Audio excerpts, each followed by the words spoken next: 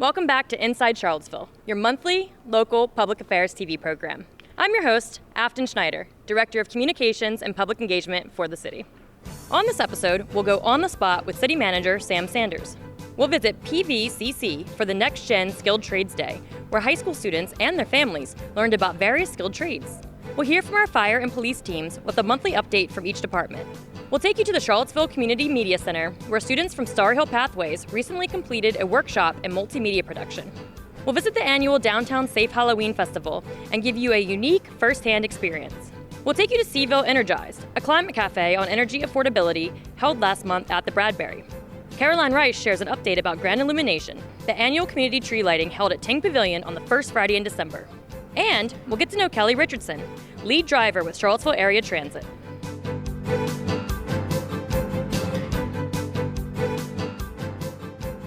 Welcome back to On the Spot. I'm here with City Manager Sam Sanders. Sam, how you doing? I'm good. How are you?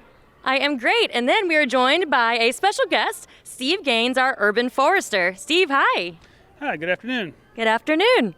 So we're out on the downtown mall today. It's a beautiful, great weather day. This is the time of the year when tree leaves start changing and people are excited about that. So I have Steve with our Parks and Rec department. Steve, tell us a little bit about the tree maintenance program that we have. Sure. So this is a good time of year for the downtown mall. It's very popular now that it's kind of cooling off a little bit. We are changing phases into tree management and risk management. We generally do our prescribed pruning and management on the downtown mall the second week of January. Okay. So we try to choose a time where it is the least busy and the coldest and hopefully the least inhabited. Sure. So we cause the least amount of disturbance. Right. We are also starting to look at our urban management plan for the downtown mall. We do have a plan in place to manage all of the trees and essentially replace all of the trees over the next 20 years. That's right. So that's a big deal for us because we know that the trees on the mall are a very big, important piece to the experience that people have out here. So we got to take care of these trees. Right. And we definitely understand this is definitely one of the most popular parts of the city and certainly one of the social hubs of the city. So right. We try to make sure that all of the trees are growing as best as they can. They are not a hazard as far as dead wood, and we might even be looking at doing some stem injections to actually make them a bit more vigorous going into the spring. Great. So a lot going on. It's an exciting Nice. time. We love that shade. Thank you so much for being back with us. On the spot. On the spot. On the Spot.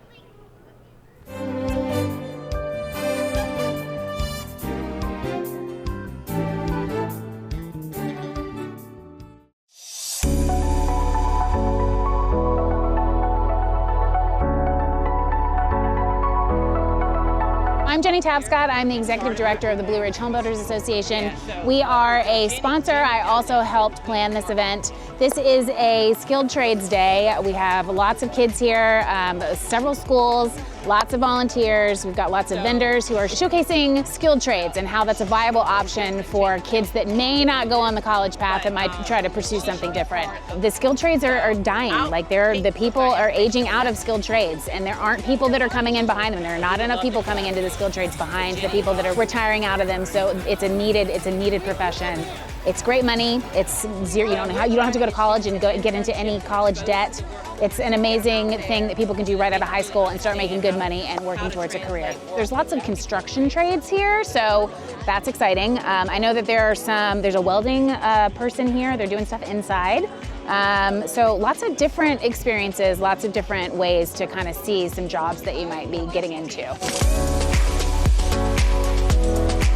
Hold forward again until you can see where the spot is, and just do it again. It's fine.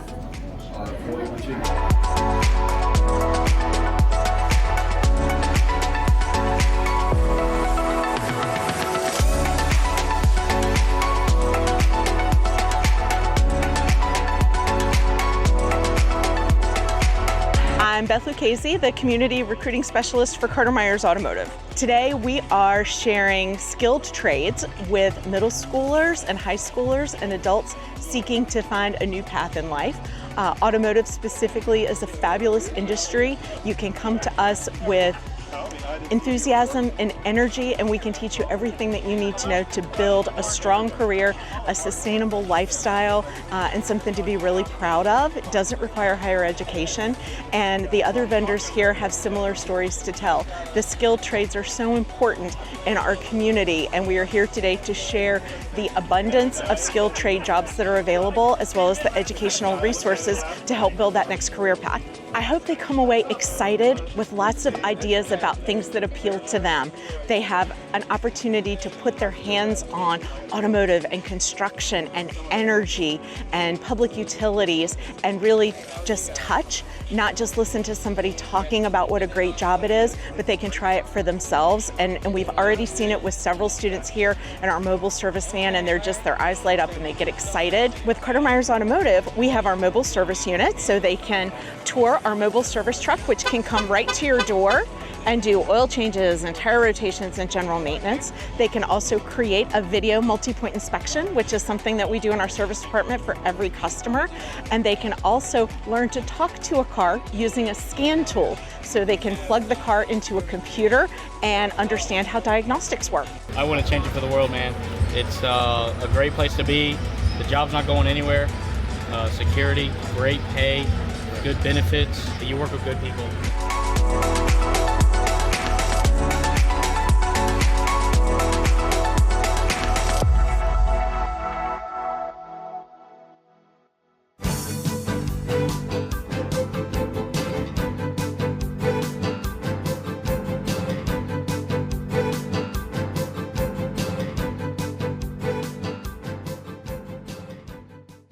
I'm Officer Burnett. This is K9 Brewster. He's the department's explosive detection K9. What that means is we find anything that goes boom, to include firearms, because of the black powder, right? Any ammunition, any of the components. Firearm is fired one time, he can find it for me. He's 8 years old, turned 8 in September. He is programmed through the ATF. Alcohol, tobacco, firearms, and explosives. Their sense of smell. So we walk into a house and we, like, mom or grandma's been making cookies or a cake all day, right? We smell the cookie and we're like, oh yeah, we know what that is. Well, when he walks into that house, he knows what those cookies are too. But what he actually smells is the flour in there, the sugar, the eggs, the chocolate chips, mom's perfume from upstairs, the waffle under this table that one of the boys left, right? Because his nose separates out individual smells. You won't be close enough to hear him breathe, but I can actually, when we're working, there's actually a change in his breathing pattern when he starts to smell odor. But a bigger tell will be watch his head movements, right? When he catches an odor, a lot of times what we're gonna see is like a head turn. He's gonna go, oh, there it is. And watch his tail. What I've done is I've put some recently used empty mags on one of the cars in here. Right here, seek. Right, so he's used to working in the same pattern on a car all the time. Seek. He's gonna stay in close, turn his head in towards the car. And so that's the alert I'm looking for. You see how his tail got going? Sit, that's a boy. That's a good boy. And then he'll remember where it is, right? So we've come off, or he had to come find me. I'll give it to you. Show me. Right? He's gonna go right back to it. It was just on a little lip under the bumper there. It's a little bit different for a bloodhound. With our patrol dogs, what they track for is ground disturbance and human odor. He's trained to find people in wooded areas, buildings, cars, pretty much any situation you could think of. He climbs stairs. He's 85 pounds, but he can get through a hole about that big.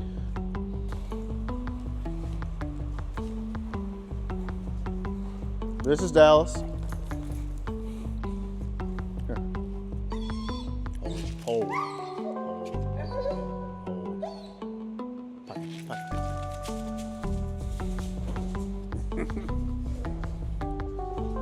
So that's where he's, like I said, they're trained to bite, like triceps, biceps. He likes to take people's elbows, because like I said inside, he's kind of a jerk, but he likes to bite near the elbow area. And if you guys can see, he's pretty much all the way in there. But it doesn't hurt that bad, does it? It's not that bad. This is his favorite thing to do. And he does it pretty well.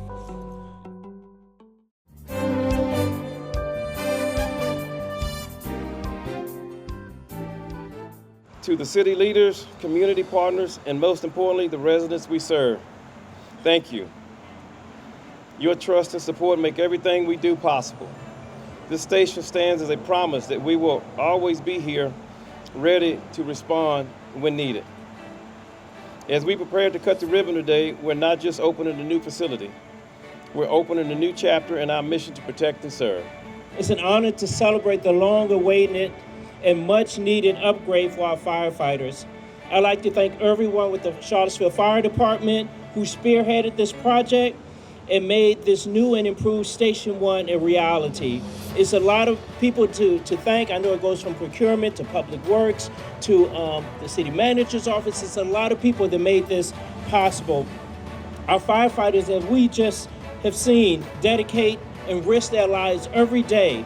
And so it's critical that we as a city council and as the city provide them with more amenities to ensure that they're comfortable while they're here. About 2 weeks ago, I got an email from a friend in town who said that there was an incident at her house that the fire department came to help with. Everyone was okay, but she said that it was such a great response. Everyone was so lovely, and she wanted to make sure that we were taking care of our fire team. And I got to respond and say, not only do we take care of them, we just invested and built this beautiful new station with the amenities to make it comfortable and safe, but also with the sustainability features like the solar roof. So it was really cool to have an immediate response to her saying, I hope you're doing a good job for the firefighters. And say, yes, we are, and look at this. Yes. So many people, they look inside of a fire station, they just simply see chairs or beds. For us, that's areas where we are able to recharge, rehab, and prepare for the next call, which is about to take place. So we'll make way for the fire truck. And I could not have planned better for you to see Charlottesville's finest being called to duty right in the middle of this moment. We're not here just celebrating a building. It's always a good day when you have moments like this. Ribbon cuttings are always special. It's about the people inside that building. So to all the firefighters, we continue to thank you for your service. Thank you for your leadership in this community, and thank you for always being ready to respond whenever needed. Again, I just want to thank everyone for being here, and this is a great moment to celebrate for what Charlottesville is doing to take care of our fire department. All right, so they'll be cutting the ribbon, and they're also joined by our current deputy chiefs, Chief Scott Carpenter and Chief Joe Phillips, combined over 50 years worth of service here at Charlottesville Fire Department. Joe has more years, just 20. Love you, Joe. There you go.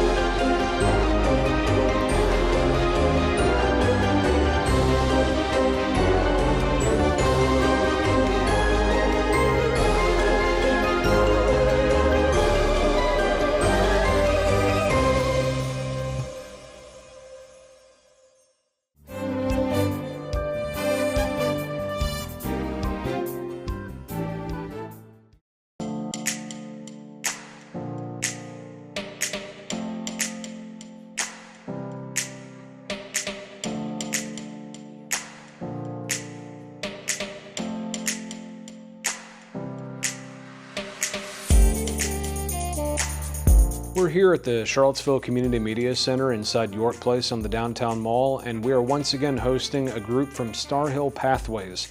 It's actually a college and career pipeline program for students from 7th grade through high school graduation, and we had a group of young students in our facility today to learn all of the aspects of multimedia production. In just a 2-hour session, they were actually able to operate all the components that go into a multi-camera television production. They got to serve as director, they got to serve as audio engineer, but most importantly, they also gained on-screen speaking experience on camera. Each got to serve as an interviewer and an interviewee, and I think it was a lot of fun to kind of jam-pack into just under 2 hours all of the components of a multimedia production in a real fast-paced crash course. And just focus on the top right one because that is what's being recorded, that's what's live. 2 is your 2 shot, 1 is the person on the left, 3 is the person on the right. I think it's important to expose young students to multimedia in this way because media is everywhere. It's not going anywhere. And I think learning how to produce multimedia in this way exposes them to a potential career path, gives them kind of a leg up in that field where they can go and do this and really make a long-lasting career out of it.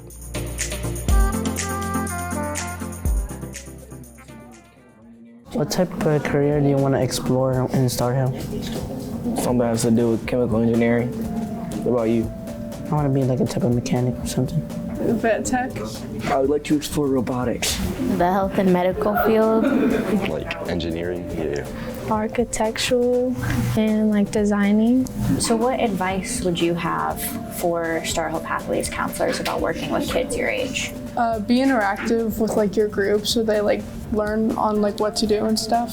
Don't be so strict on them. Kids don't like nobody strict. And kids these days, they got smart mouths. They gonna get smart with you, and then if y'all just go back and forth, it's not gonna get you anywhere.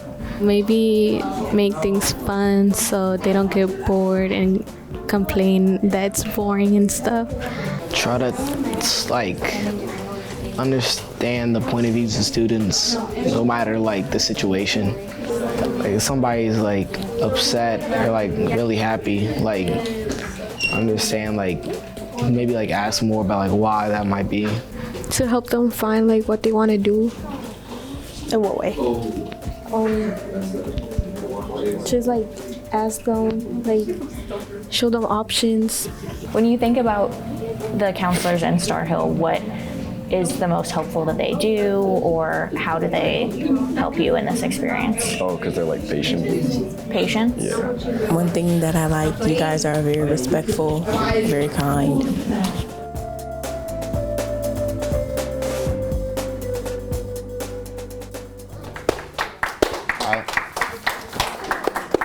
The students got to see firsthand kind of what our studio facility is down here at the Charlottesville Community Media Center. And if you're a member of the community that wants to join and become a member and make your own multimedia, you can always visit our website, cvillemedia.org.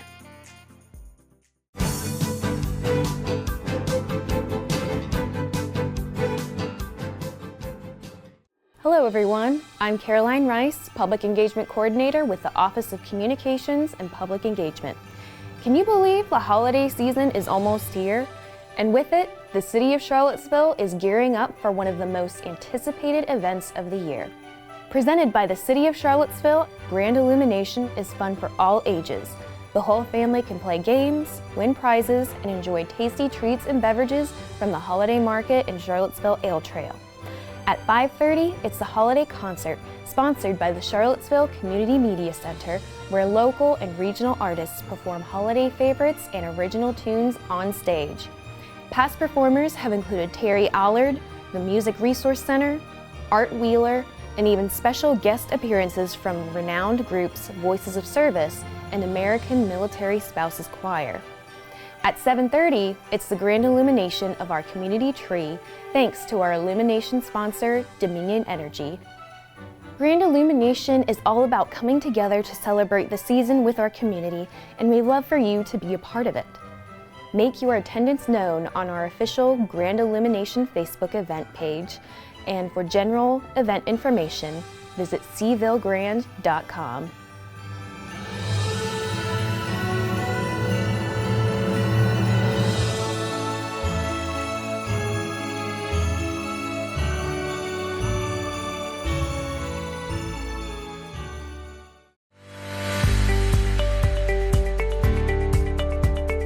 My name is Kelly Richardson. I'm one of the lead drivers here at Charlottesville People Transportation.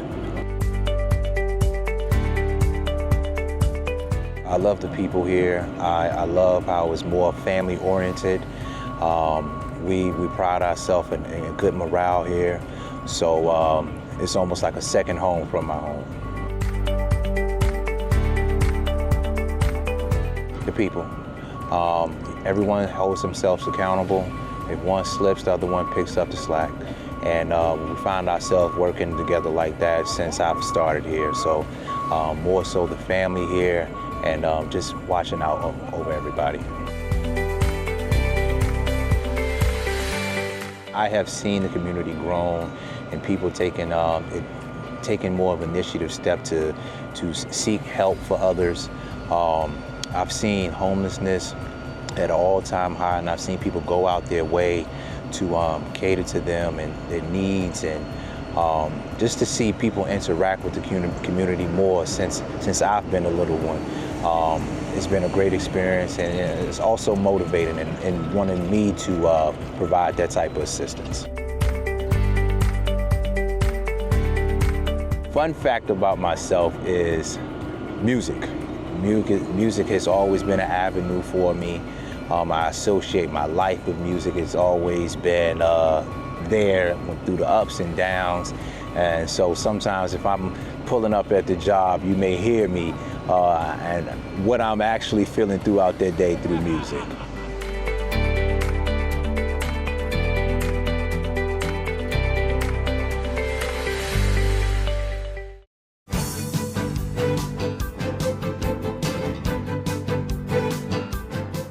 Thank you for joining us on this episode of Inside Charlottesville. I'm your host, Afton Schneider. See you next month.